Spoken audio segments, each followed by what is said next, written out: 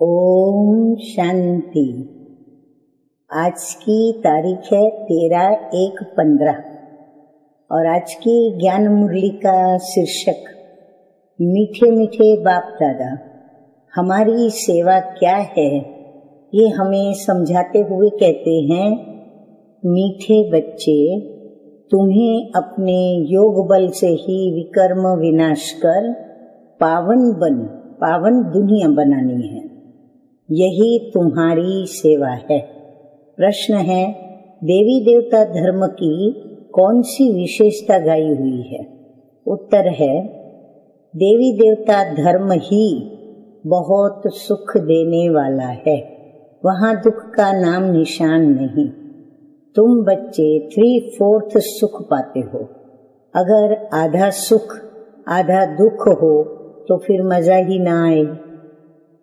अब मुरली की शुरुआत में शिव बाबा हम बच्चों को भगवान, मनुष्य और देवताओं में अंतर क्या है और उसके साथ साथ ये तीनों के रहने के जो स्थान हैं उनकी स्पष्टता करते हुए बाबा समझाते हैं।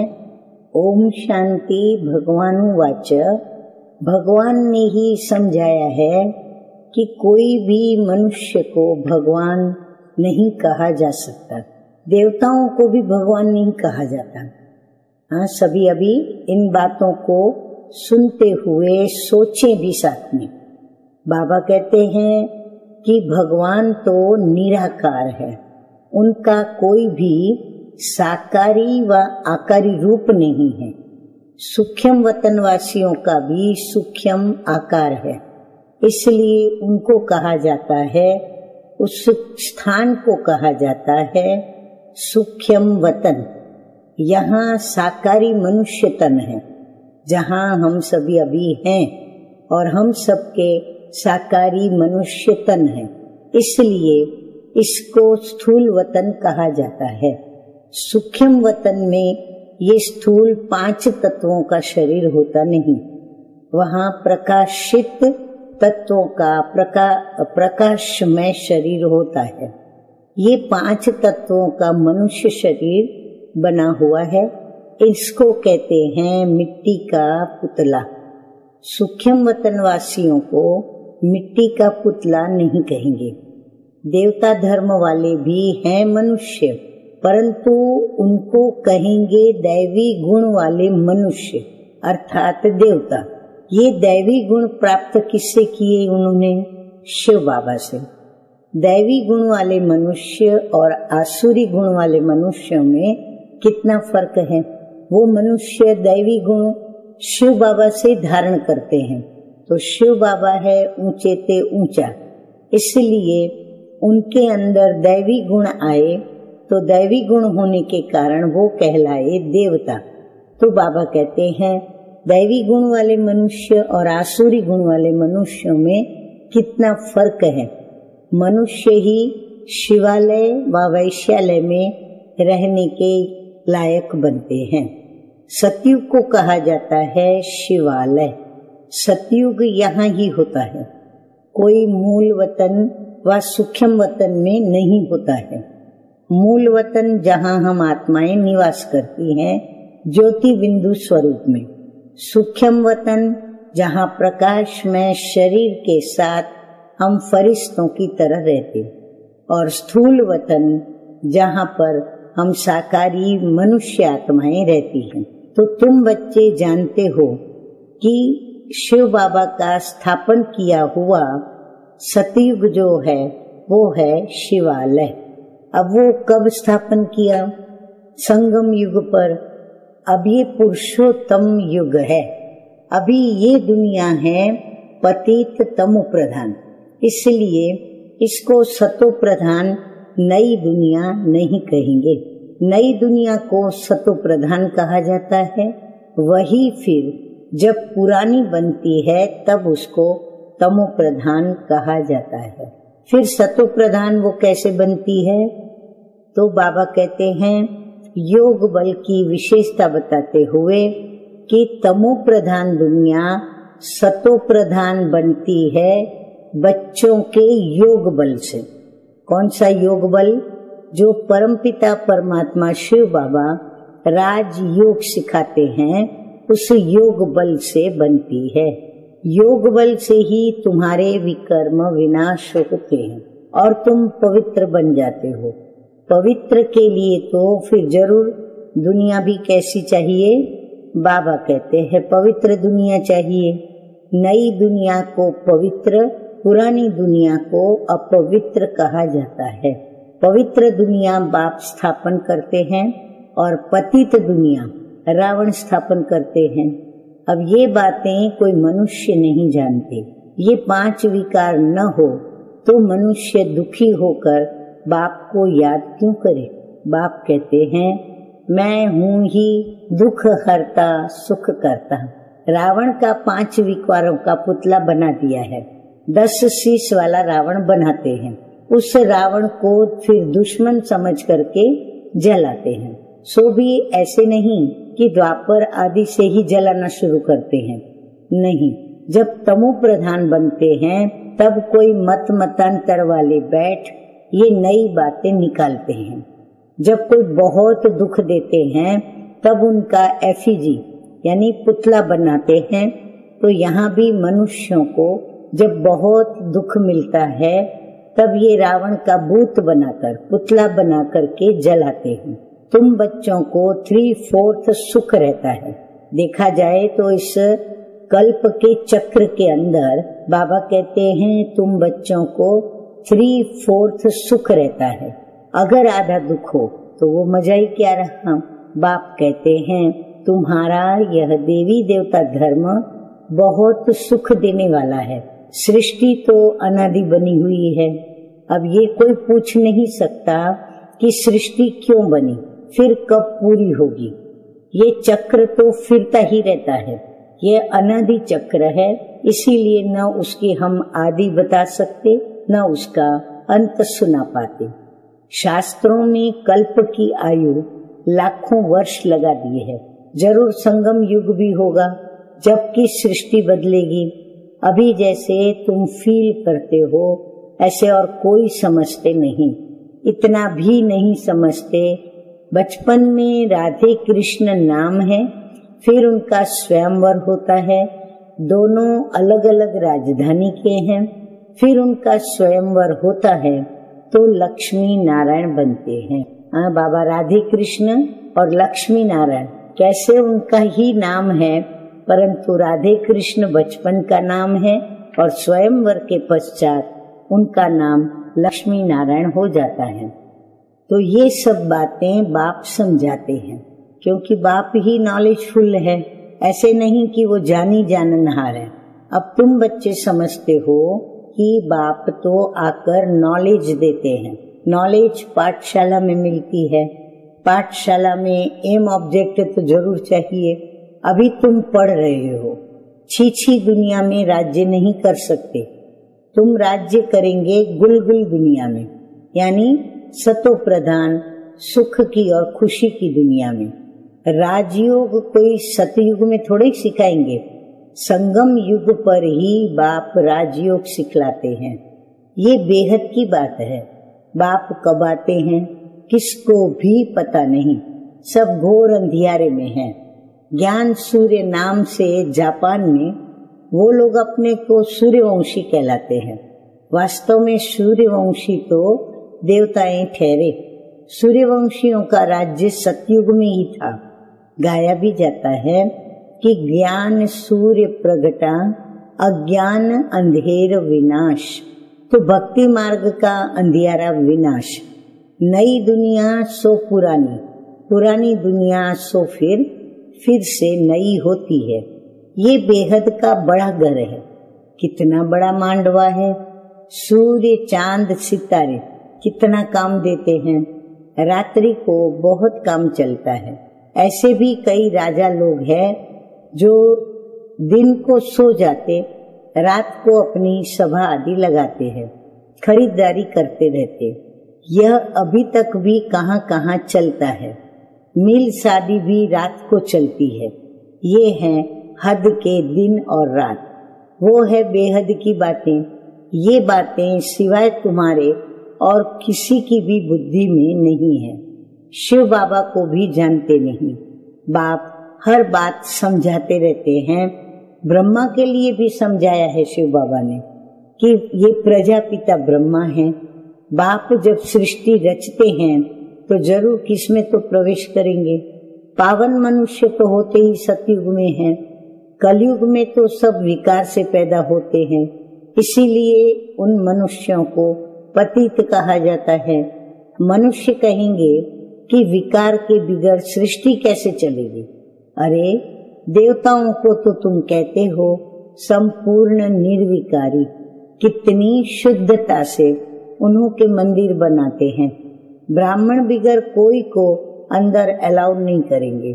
वास्तव में इन देवताओं को कोई विकारी टच नहीं कर सकता, परंतु आजकल तो पैसे से सब कुछ होता है। कोई घर में मंदिर आदि रखते हैं तो भी ब्राह्मण को ही बुलाते हैं। अब विकारी तो वो ब्राह्मण भी है, सिर्फ नाम ब्राह्मण है। ये तो दुनिया ही विकारी है, तो पूजा भी विकारियों से होती है।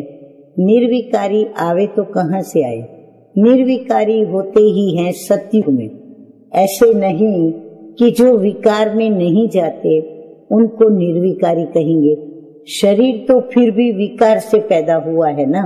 बाप ने एक ही बात बताई है कि ये सारा रावण राज्य है।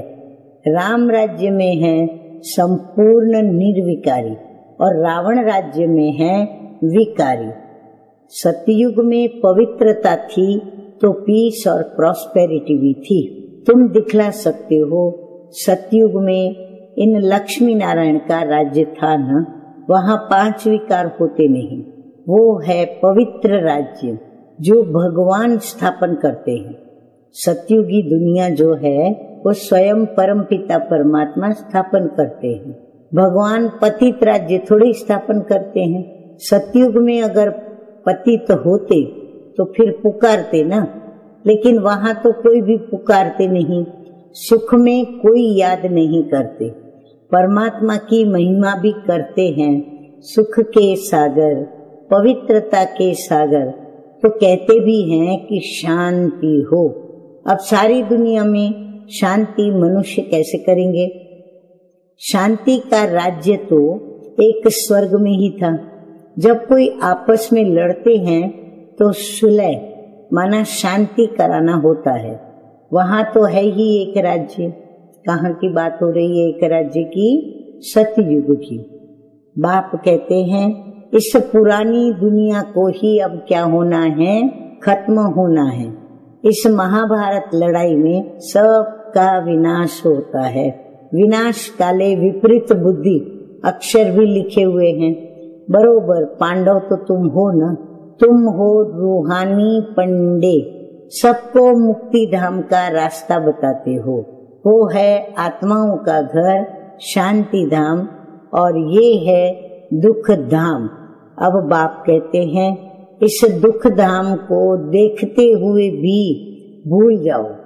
अभी तो हमको शांति धाम में जाना है, बस यही सोच करते रहें। ये आत्मा कहती है, ये आत्मा रियलाइज करती है, क्योंकि आत्मा को भी स्मृति आई है कि मैं आत्मा हूँ। बाप कहते हैं मैं जो हूँ जैसा हूँ, और तो कोई ऐसे समझ न सके। तुमको ही समझाया है कि मैं बिंदी हूँ। तुम्हें ये घड़ी घड़ी बुद्धि में याद रहना चाहिए कि हमने 84 का चक्र कैसे लगाया है। इसमें बाप भी याद आएगा तो घर भी याद आएगा और फिर चक्र भी याद आएगा। इस वर्ल्ड की हिस्ट्री ज्योग्राफी को तुम ही जानते हो, कितने खंड है, कितनी लड़ाई आदि लगी। सतयुग में लड़ाई आदि की तो बात ही नहीं। कहाँ राम राज्य और कहाँ रावण राज्य। बाप कहते हैं अभी तुम जैसे कि ईश्वरीय राज्य में हो, क्योंकि ईश्वर यहाँ आया है, राज्य स्थापन कर रहा है। तो ईश्वर यहाँ आया है राज्य स्थापन करने। ईश्वर खुद तो राज्य करते नहीं, खुद राजा ही लेते नहीं। कारण क्या? बाबा कहते हैं निष्काम सेवा करते हैं। ऊंचते ऊंच भगवान है सब आत्माओं का बाप, परंतु बाबा कहने से एकदम खुशी का पारा चढ़ना चाहिए। अतीन्द्रिय सुख तुम्हारी अंतिम अवस्था का गायन है।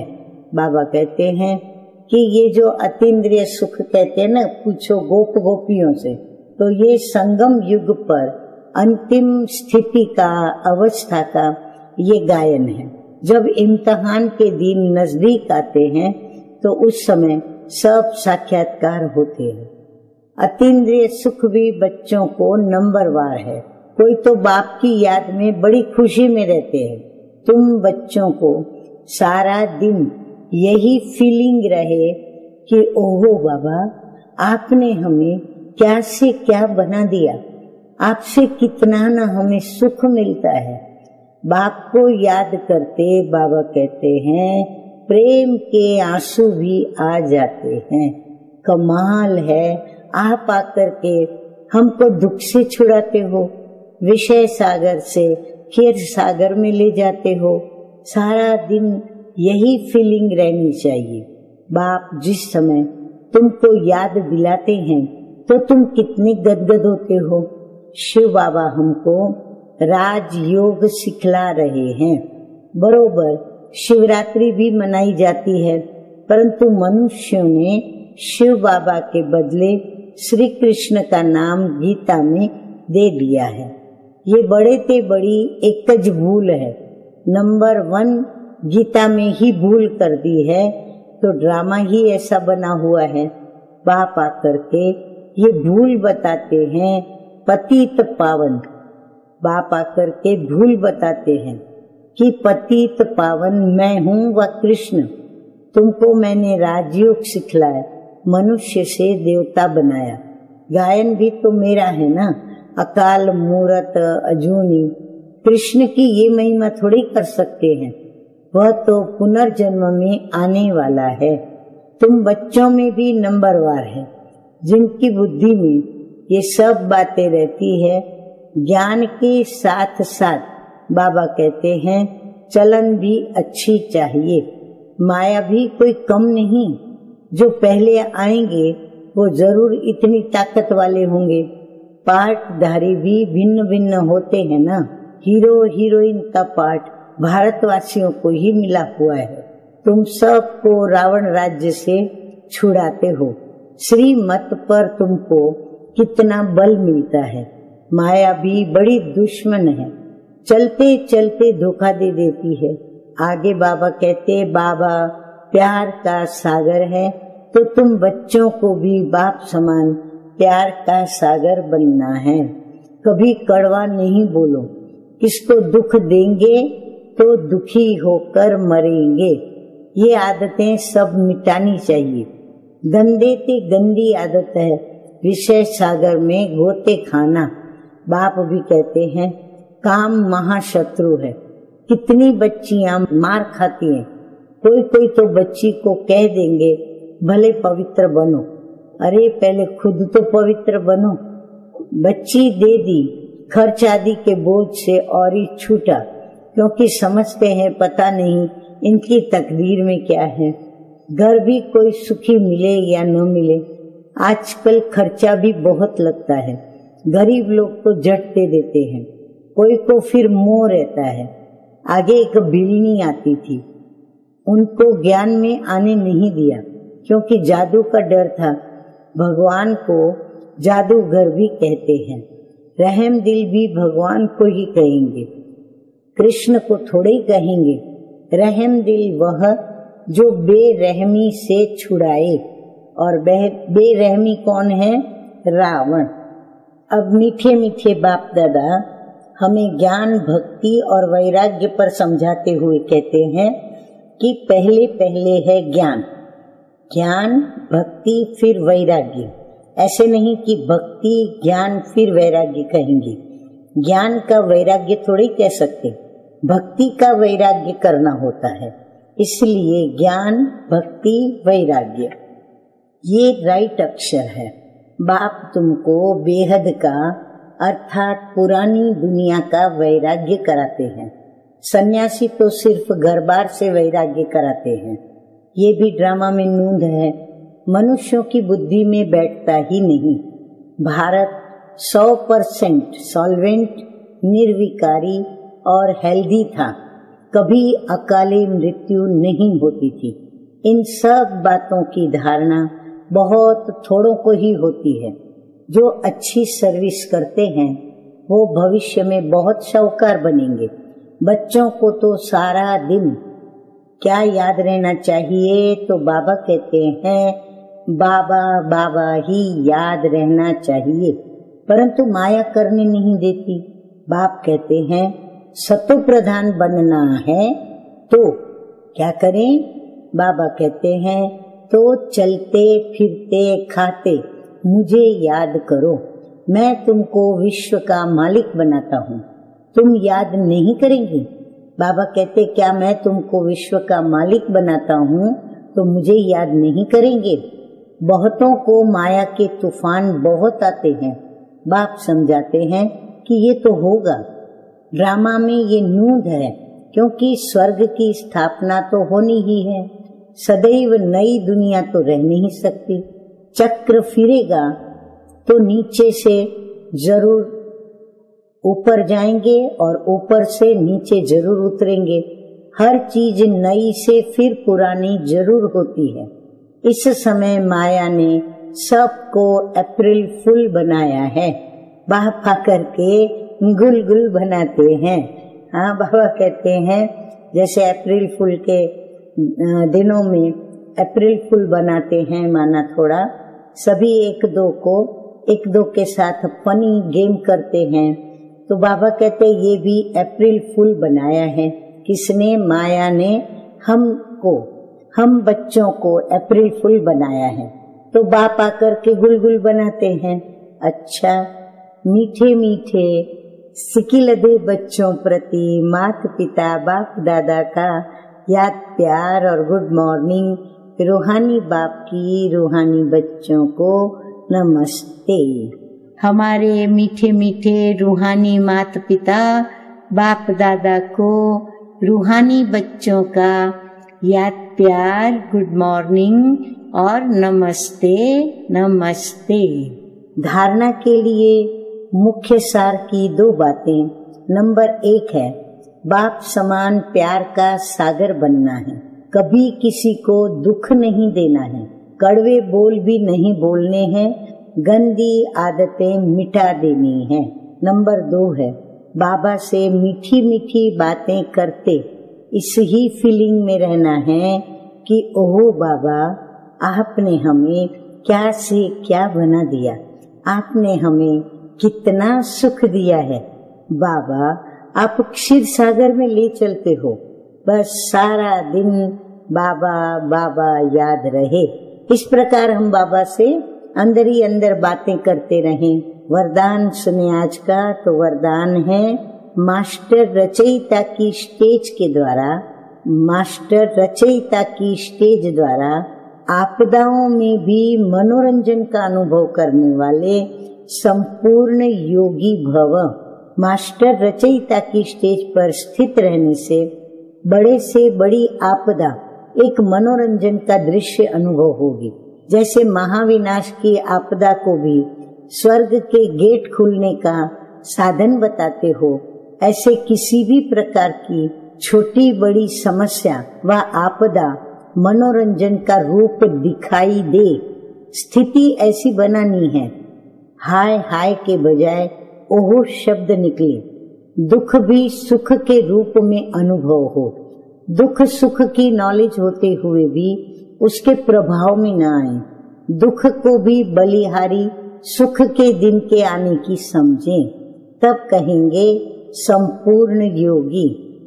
स्लोगन है आज का, दिल तख्त को छोड़ साधारण संकल्प करना, अर्थात धरनी में पांव रखना।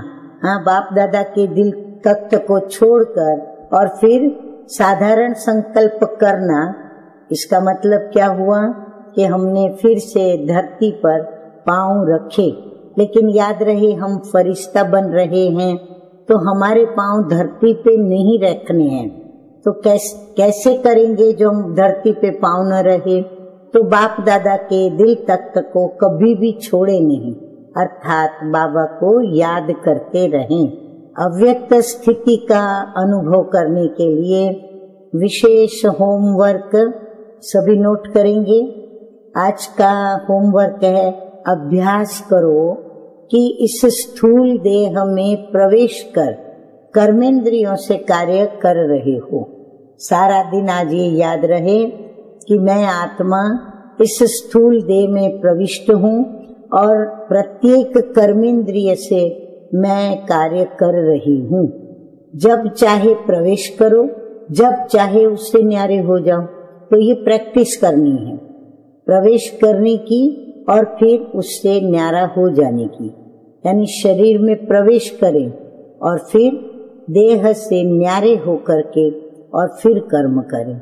ऐसे 1 सेकंड में धारण करो और 1 सेकंड में देह के भान को छोड़ देही बन जाओ। क्योंकि वास्तविक हमारा स्वरूप भी क्या है? हम भी शिव बाबा की तरह अशरीरी हैं, विदेही हैं।